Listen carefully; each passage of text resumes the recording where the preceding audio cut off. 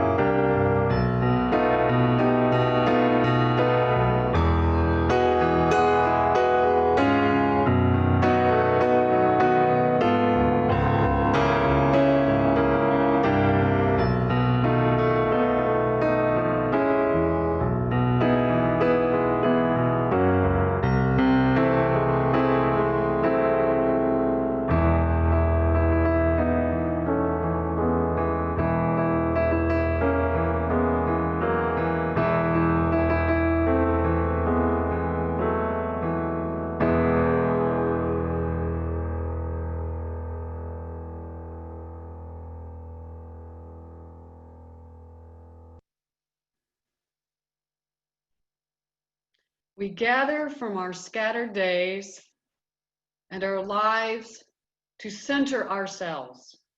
We gather in our scattered locations to be one. In our gathering and in our centering, we center the universe. Welcome all. We know you come here for different reasons: to find community, to seek spiritual and personal truths, to question, to nurture your heart and soul, to be nurtured, to explore new ideas, to find comfort, and perhaps to find the answers to some of your bigger questions.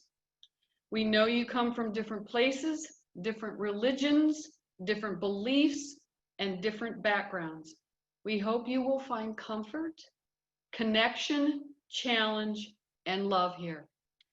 We hope you will find ways to provide outreach to others in our congregation, in our local community, and in our world community. My name is Becky Moffett-Moore. I'm a newer member of People's Church and the Sunday Services Committee.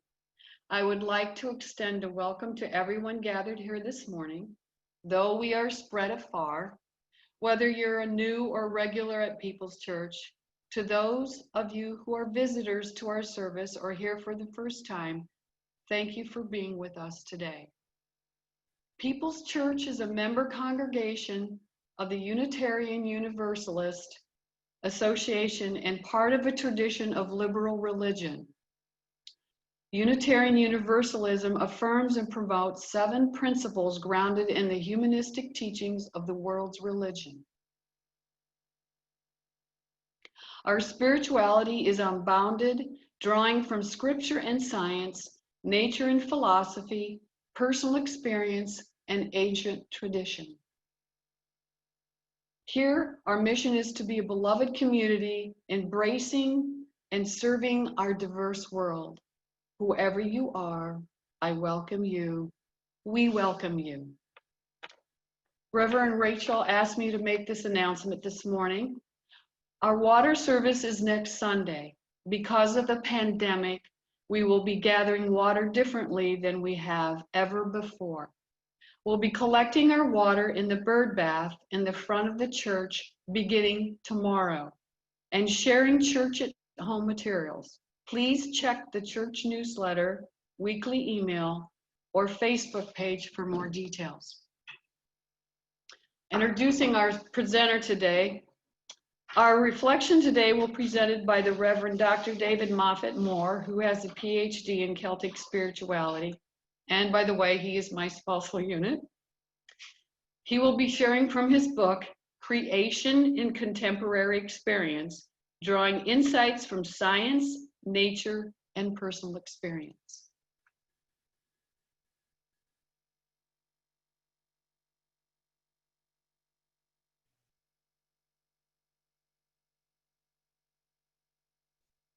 All right, here's our opening song, Gathered Here.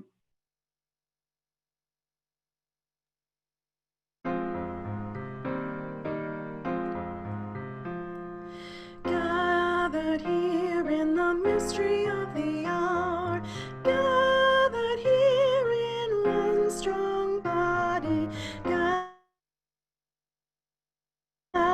here in the struggle and the power, Spirit draw near. Gathered here in the mystery of the hour, gathered here in the mystery of the hour, gathered here in the struggle and the body, gathered here in the struggle and the power, gathered here in the mystery of the hour, gathered here in the mystery of the hour, gathered here in the struggle and the body, gathered here in the struggle and the power, Spirit draw near.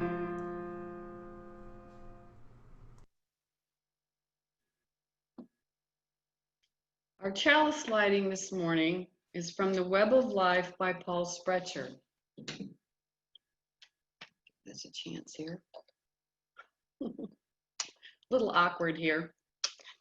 We light this chalice for the web of life which sustains us, for the sacred circle of life in which we have our being, for the earth, the sky, above and below, and for our Mother Earth and for the mystery.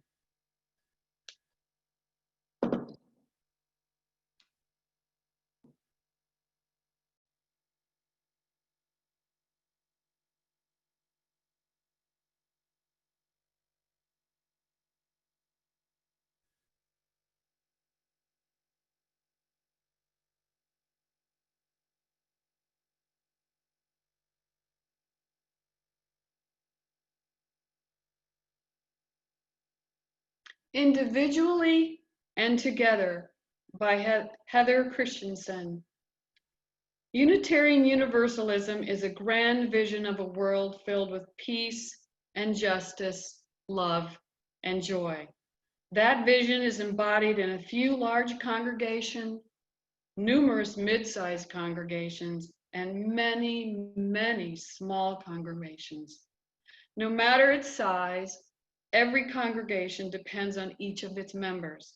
Each one of you, by your commitment of time, energy, and resources, helps make that grand vision real.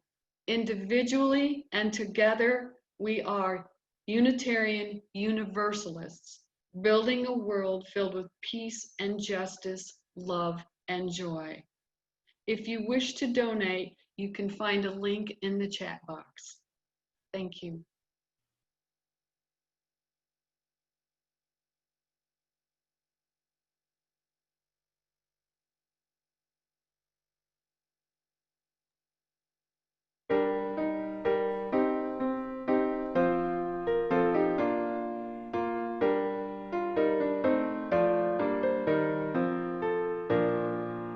I am that great and fiery force, sparkling in everything that lives, in shining of the river's course, in greening grass that glory gives.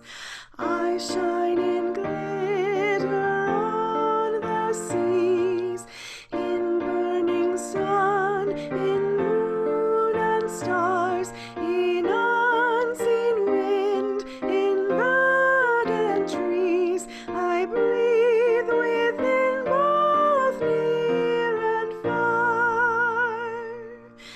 And where I breathe there is no death, and meadows glow with beauty's rife.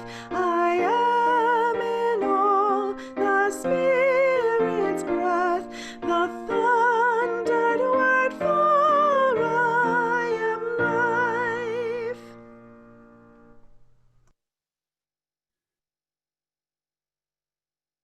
Giving thanks for all that sustains us, for the countless gifts we each have been given, gifts of life and love and sustenance.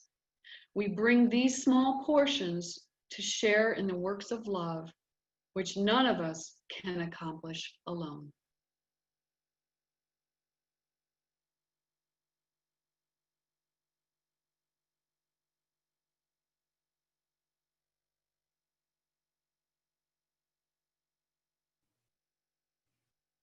All right, I invite you to join me in singing this one, The Lone Wild Bird.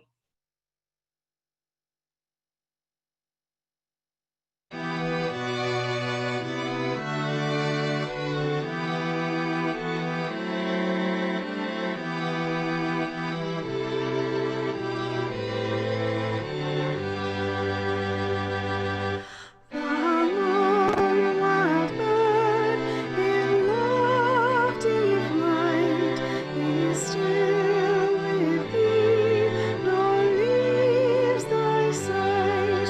And I am thine, I rest in thee. Great Spirit, come and rest in me. The ends of earth are in thy hand, the seas dark, deep, and far off land. And I am thine, I rest in thee. Great Spirit, come and rest in me.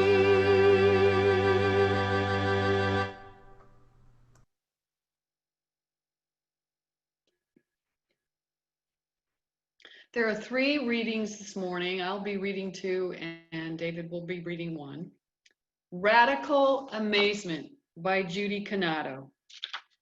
The discoveries made by science over the last century have changed how we tell the story of creation. The phrase radical amazement comes from Abraham Heschel, who said that the wonder or radical amazement is the chief characteristic of a religious attitude toward life and the proper response to our experience of the divine. The insights that connect us to the Holy One come not on the level of discursive thinking, but on the level of wonder and radical amazement, in the depths of awe, in our sensitivity to the mystery, in our awareness of the infallible. Living in radical amazement brings us into the space in which great things happen to the soul. Although it may begin with an event that catches us up in awe and wonder, radical amazement goes beyond the event itself. According to Heschel, radical amazement refers to all of reality, not only to what we see, but also to the very act of seeing, as well as to our own selves, to the selves that we see and are amazed at their ability to see.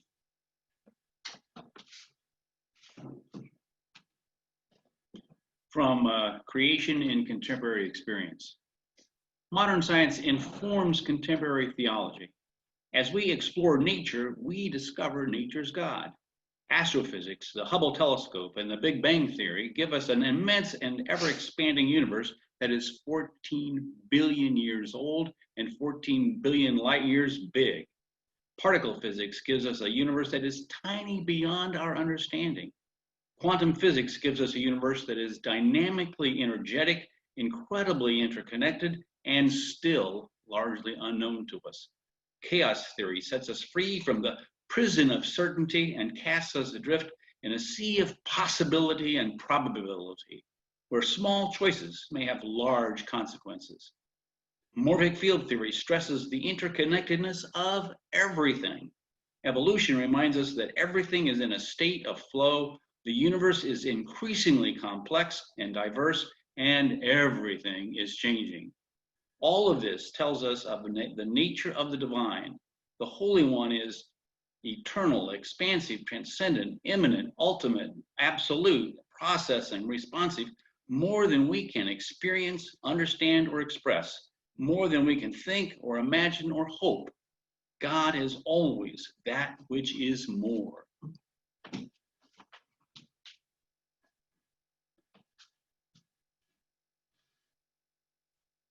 Pandemic by Reverend Dr. Lynn Unger. What if you thought of it as the Jews do the Sabbath, to most sacred of times?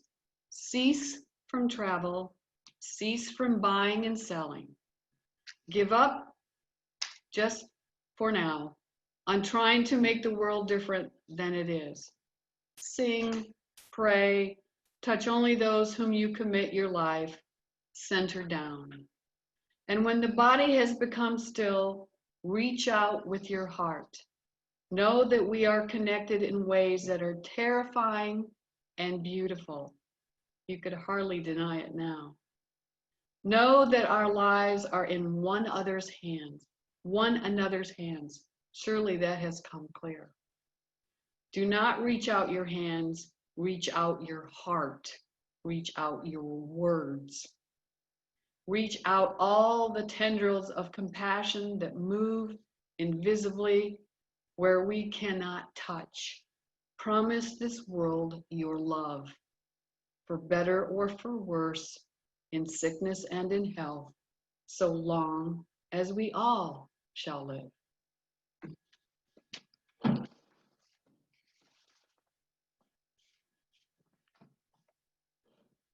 We are going to explore the universe from micro to macro in 10 minutes.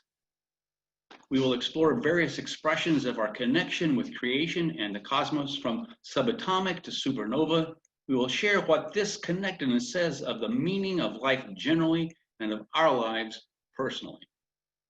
This is the summer theme. We are all in this together. Who all is the we? What is the all, and how is the together? Drawing from Principle 7, respect for the interdependent web of all existence of which we are a part, and sources 1, 5, and 6, direct experience, the guidance of reason, results of science, celebrating the sacred circle of life, and living in harmony with the rhythms of nature. I was struck with Lynn Unger's poem, Pandemic, in the recent UU magazine, especially that line, know that we are connected in ways that are terrifying and beautiful, terrifying. And with the great pandemics that we're going through, I'd say there are levels of pandemics between the infection, between social unrest, between nature change. There's much to be terrified, but there's also much that is beautiful. And we are connected in ways that are radically amazing. But first, during this pandemic, we're staying home and cooking at home and baking at home. And I found this little mix that's got 3 ingredients, different kinds of flour, potato starch, and xanthan gum. That's it. And from these 3 ingredients, I've been able to make cookies and cupcakes and pancakes and waffles and muffins and biscuits and cake and pie crust and so on and so forth. It's amazing what changing the combinations of a few simple ingredients can produce a wide variety of products and outcomes. Just like our DNA. 4 nucleotides. That's all you get. 4 nucleotides. And every living thing on this planet is made up of those 4 nucleotides. How's that for a baking mix? Becky and I are so dissimilar, and yet our DNA is 99.9% the same. Imagine that. I mean, she's got green eyes and I've got blue eyes. How different is that? Or our nearest cousin, the chimpanzee, 99% the same DNA. Explains why I'm make a monkey of myself so much, I suppose. The cat that deigns to grace us with its presence from time to time, 90% the same DNA as human DNA. Don't tell the cat, they'd be insulted. Like Mark Twain said, if you could combine a human with a cat, it'd be to the infinite improvement of the human and the detriment of the cat. Or that mouse that the cat's supposed to be chasing, 97.5% the same DNA. The cat would be glad to know that the mouse is more human than it is. Or the banana that's turning brown on the counter, 60% the same DNA. 60%. Or if you look at the subatomic world, you have a dozen subatomic particles. Now that's more than 3 or 4, I'll grant you, but still it's only 12. Quarks, leptons, bosons, muons, etc., that account for everything in the entire physical universe, from 12 basic subatomic particles. And as connected as space is, so connected time is. The water that I drink is the same water that Socrates drank. I'll skip the hemlock if you don't mind. The air that I breathe is the same air that Lao Tzu breathed. As Spock would say, we have infinite diversity and infinite combinations. Albert Einstein, perhaps the greatest scientific mind of the 20th century, said a human being is a part of the whole that we call the universe, a part limited in time and space. We experience ourselves, our thoughts and feelings, as something separate from the rest, a kind of optical delusion of our consciousness. The striving to free oneself from this delusion is the one issue of true religion. Not to nourish it, but to try to overcome it is the way to reach the attainable measure of peace of mind. Our sense of separation is a delusion, says Einstein. Martin Luther King Jr. writes, all life is interrelated. We are all caught in an inescapable network of mutuality, tied into a single garment of destiny. Whatever affects one directly affects all indirectly. Ernest Hemingway, quoting John Donne, no one is an island entire of himself. Everyone is a piece of the continent, a part of the main. If a clod be washed away by the sea, Europe is as well as if a promontory were. So Wendell Berry reminds us that we are a part of creation, not a part from creation. We are a part of, not apart from. That we are a community of subjects, not a collection of objects. We are connected in this web of life where we are all relational and responsive and responsible. Geometry gives us fractals, and biology gives us holons, where the part is like the whole, and the whole is like the part in an interconnected relationship. Martin Buber invites us to have I-thou relationships rather than I-it relationships, recognizing the mutuality and mutual respect, mutual awareness in all of creation, because we are all in this together. That's how vast the all is and how interwoven the togetherness is.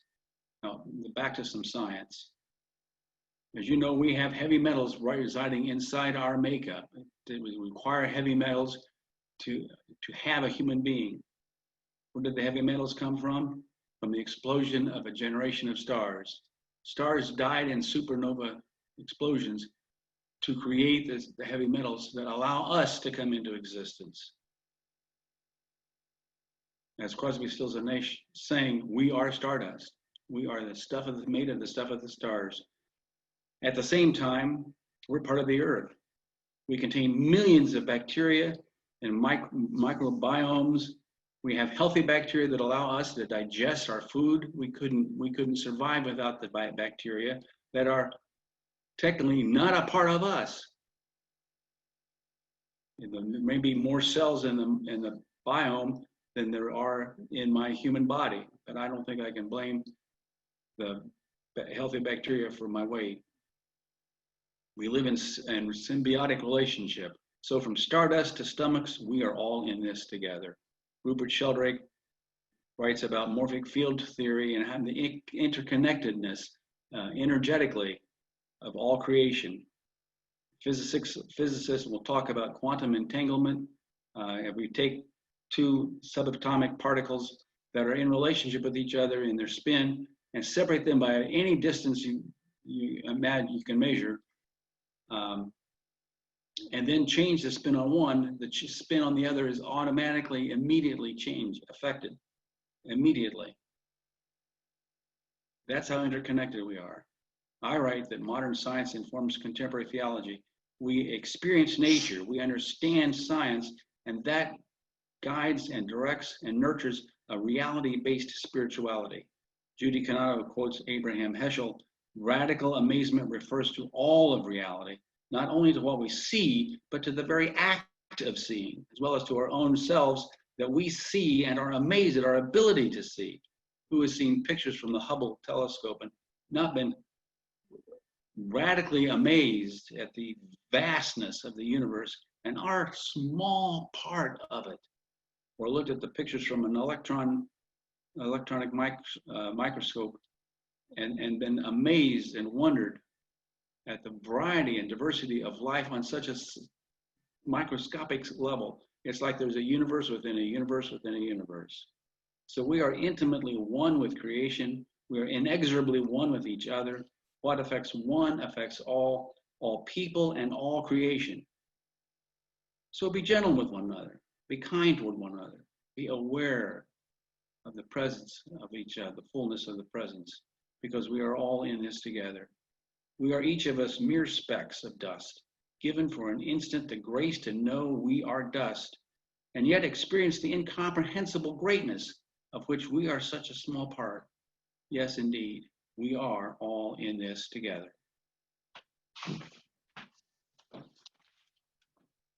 Thank you, David. Questions for sharing and listening, guidelines for discussion. Please speak the truth as you understand it. To avoid inhibiting the flow of discussion, do not comment on others' comments until everyone has had a chance to do initial sharing. You will be divided into small groups for about a 10-minute discussion, then brought back to finish the service. Questions can be found in your chat box, but I will let you know what they are right now. Number one, how have you experienced being a part of nature? What are some lessons of life that nature has taught you? And how have you experienced a connection between nature and spirituality? Now you will be breaking it down into sessions.